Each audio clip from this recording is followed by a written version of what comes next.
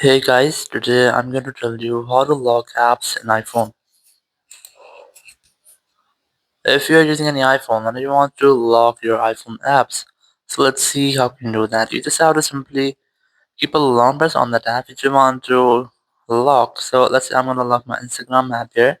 Just keep a long press on it and then tap on require passcode. So you can see this lock option here. So just tap on require passcode, then tap on require passcode option only. Now enter your iPhone passcode. So now once you have done, now you can easily unlock your app by using your iPhone passcode. Whether you're unable to use your app, so whenever you want to use your Instagram app or the locked app, you just have to try to enter your iPhone passcode, and after that, you'll be able to use your app. So in this way, you can easily lock your apps on iPhone. Thank you very much for watching the video. Until next video, bye bye.